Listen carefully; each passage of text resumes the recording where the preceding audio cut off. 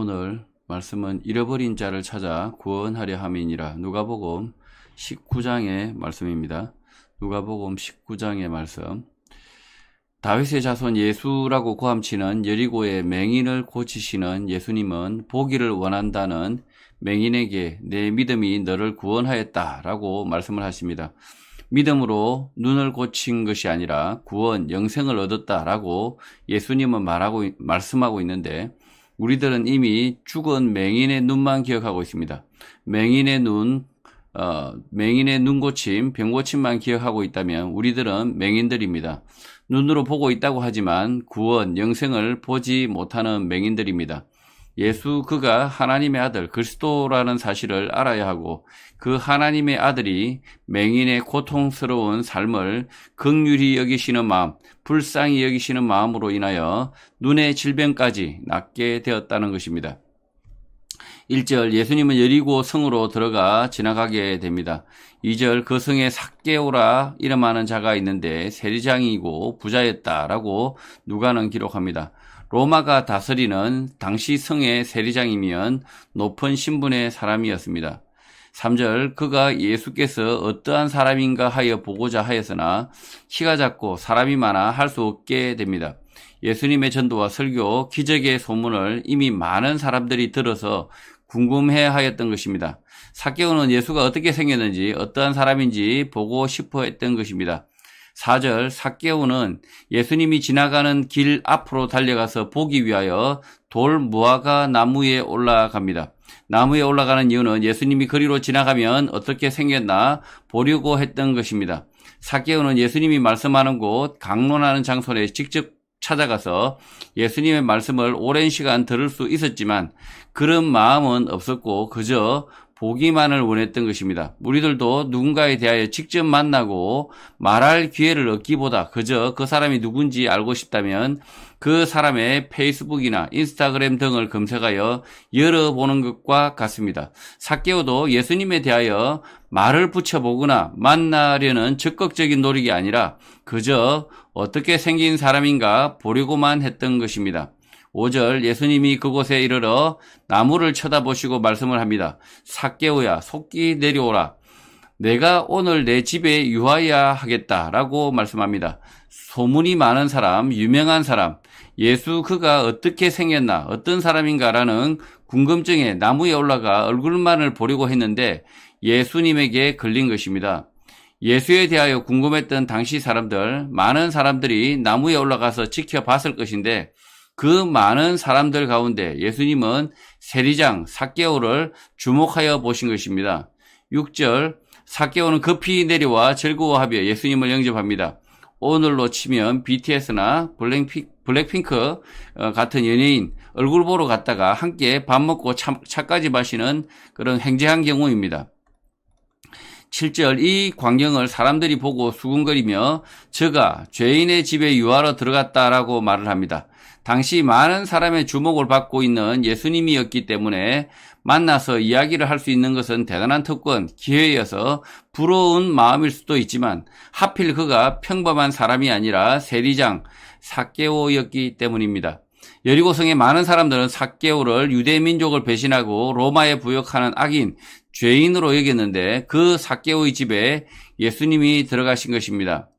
8절, 삭개오가 서서 예수님에게 주여 보시옵소서, 내 소유의 절반을 가난한 자들에게 주겠사오며 만일 누구의 것을 속여 빼앗은 일이 있으면 내 갑절이나 갚겠나이다 라고 말을 합니다.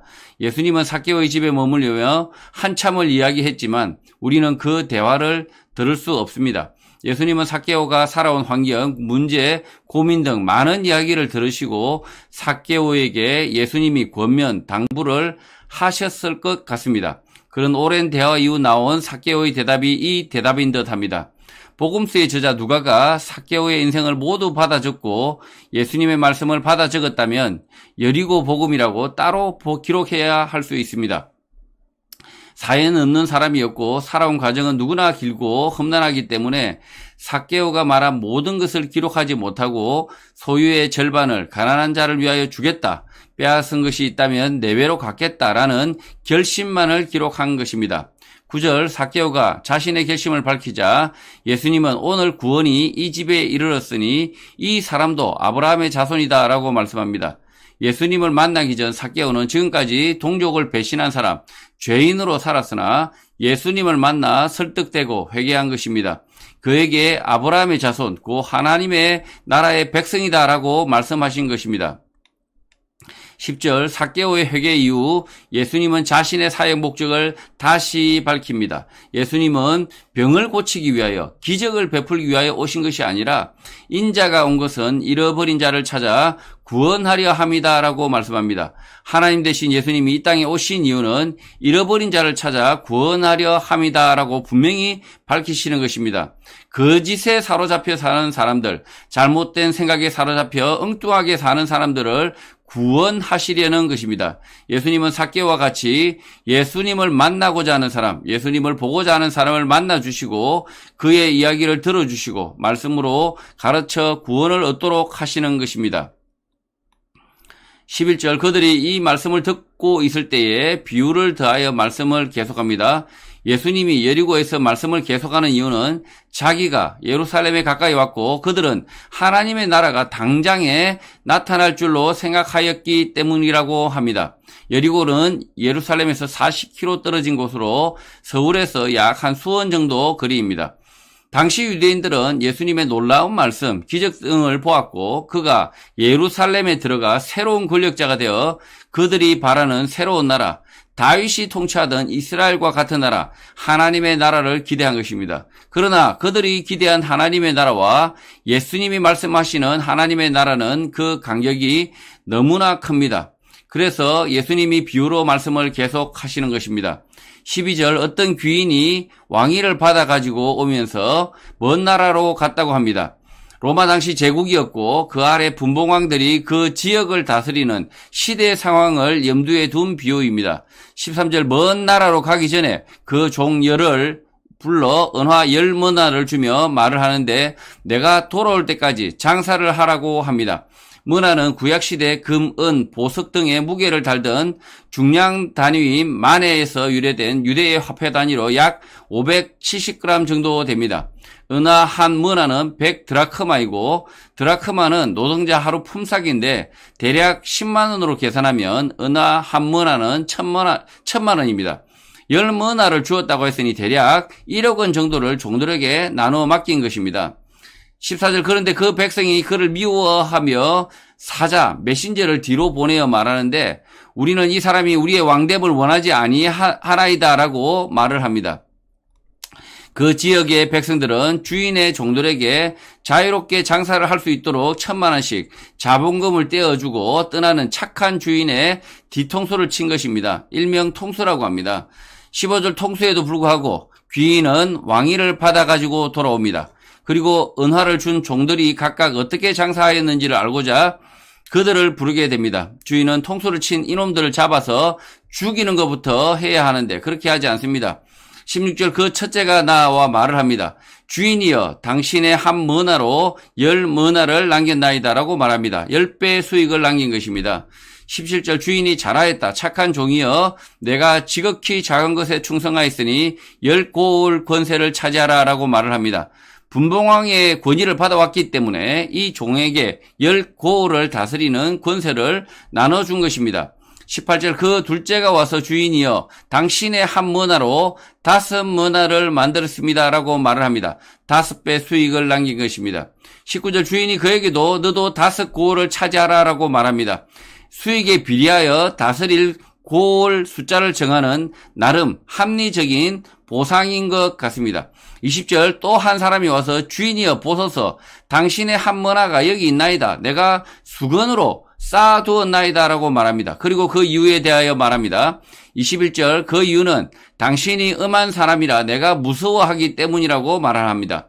한 머나로 장사를 했는데 날려 먹으면 죽을 수 있기 때문에 안전하게 그렇게 했다라고 말하는 것 같습니다. 그리고 이 종은 한마디 더 합니다. 당신은 두지 않은 것을 취하고 심지 않은 것을 거둘 수 있는 사람이다 라고 말합니다.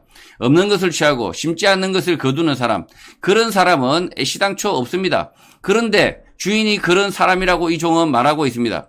일하지 않고 먹고 마시고 놀고 싶은 것이 인간의 악한 본성입니다. 또 남이 일하여 얻은 것을 빼앗아 나눠 쓰고 싶은 마음, 이것 또한 악한 본성입니다. 이런 악한 본성은 오늘 한국에서 민노총과 민주당, 정의당 등에서 매우 잘 볼 수 있습니다. 자기 자신 일하기가 싫고 많이 가진 남의 것을 빼앗고 싶으나 비난은 받기는 싫고, 그래서 남의 것을 빼앗아 남에게 나눠주겠다, 일명 홍길동 마인드로 국가 복지 타령을 합니다. 그러나 이것은 복지가 아니라 도적질입니다. 나에게 주어지지 않은 것, 내가 힘들여 노력하여 얻지 않은 것을 거저 얻는 것은 도적질밖에 없습니다. 이 종은 이런 도둑놈의 마음을 가지고 있는 것입니다. 일하기는 싫고 남이 심은 것을 거두고 싶은 도둑놈인 것입니다. 그래서 주인도 자기와 같은 사람이다 라고 말하고 있는 것입니다. 22절, 주인이 악한 종아, 내가 내 말로 너를 심판하노니 너는 내가 두지 않은 것을 취하고 심지 않는 것을 거두는 음한 사람인 줄 알았느냐? 23절, 그러면 어찌하여 내 돈을 은행에 맡기지 아니하였느냐? 그리하였으면 내가 와서 그 이자와 함께 그 돈을 찾았을 수 있었다라고 말합니다. 24절, 그리고 곁에 섰는 자들에게 그 한 머나를 빼앗아 10머나 있는 자에게 주라라고 말합니다. 10배 수익을 남긴 그 종에게 한 머나도 맡겨지는 것입니다. 25절, 그러자 그들이 주여 그에게 이미 10머나가 있나이다 라고 말을 합니다. 26절, 주인이 말을 합니다.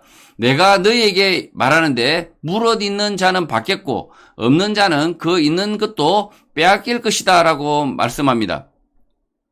주인의 한 머나는 복음, 진리, 말씀이고 우리에게 주어진 인생입니다. 이 진리를 가지고 지키려고 노력하는 사람, 진리의 열매를 거두려고 하는 사람은 더 거두지만 복음, 말씀, 진리가 없는 사람은 그가 들은 하나의 진리마저 뺏긴다라고 말씀하는 것입니다. 자신이 믿는 대로 살다가 죽는다, 지옥 간다라는 말씀인 것입니다. 이 한머나, 이 장사는 우리 인생이라는 거죠. 우리 인생. 그래서 인생인데 그 장사를 무엇으로 하느냐? 한머나. 그 주인이 준 한머나. 그러니까 말씀, 진리로 살아간다는 거죠. 10개의 진리를 가지고 사는 사람, 그 한 개의 진리만을 겨우 깨닫고 그 한 개의 진리만이라도 지키려고 노력하는 사람, 그 진리를 지키고 그 진리로 그것을 나누려고 하는 사람, 그 사람에게 하나님은 구원의 약속을 주시지만, 그러나 그 진리를 듣고 있음에도 불구하고, 깨닫고 있음에도 불구하고 그 말씀을 지키지 않는 사람, 그 말씀으로 인생을 살지 않는 사람, 그 사람은 지옥 간다는 것입니다. 27절, 그리고 내가 왕됨을 원하지 아니하던 저 원수들을 이리로 끌어다가 내 앞에서 죽이라 라고 명령을 합니다. 마지막 심판의 때가 되면 주인이 왕위를 받는 것을 반대하고 통수를 친 사람들, 예수 그리스도를 믿지 않는 자들에게 심판이 임한다, 멸망한다, 지옥 간다 라는 말씀을 비유로 말씀하고 있는 것입니다.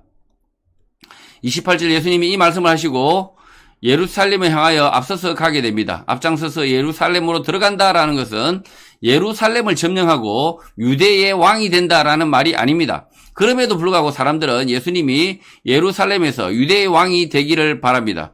오늘 시대에도 예수를 믿는다, 기독교인이다라고 하면서 정작 예수님의 말씀, 진리는 뒷전이고 자녀의 대학 입학, 직장에서의 승진, 질병 없는 삶, 건강의 왕으로 예수님을 모시는 사람들이 많습니다. 부처, 무함마드보다 효과가 더 있어서 모시는 것일 수 있습니다. 29절, 감람음이라 불리는 산 쪽에 있는 벳바게와 베다니에 가까이 가셨을 때에 제자 중 둘을 보내십니다. 30절, 그들에게 부탁을 하는데 너희는 맞은편 마을로 가라. 거리로 들어가면 아직 아무도 타보지 않은 나귀 새끼가 매어 있는 것을 볼 것인데 풀어서 끌고 오라라고 말합니다.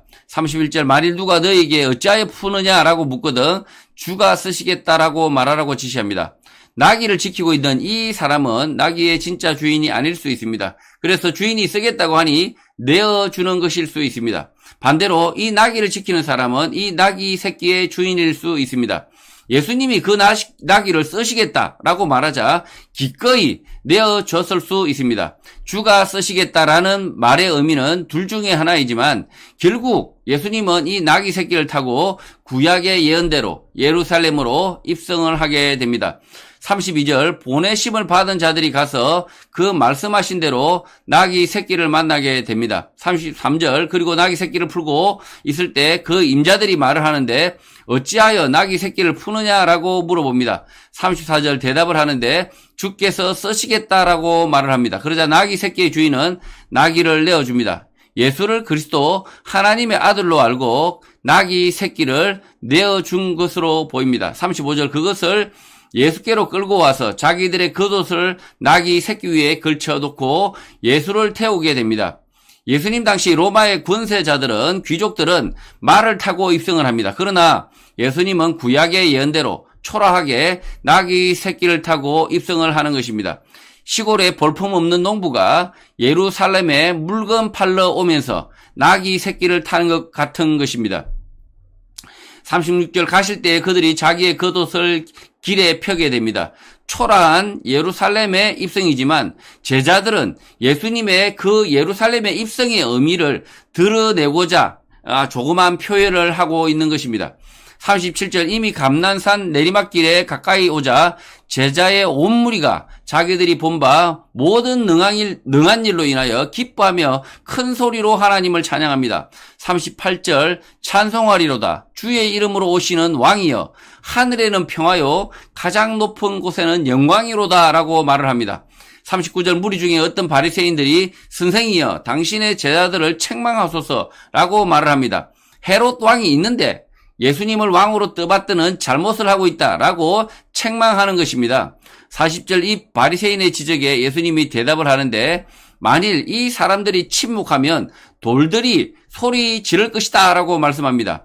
예수 그리스도는 이 땅의 왕으로 오신 것이 아니라 거룩하신 하나님, 모든 사람을 구원하기 위하여 이 땅에 오신 그리스도, 메시아, 하나님의 아들로 오신 것입니다. 그래서 하늘에는 평화, 가장 높은 곳에서는 영광이라는 제자들의 외침이 옳은 것입니다.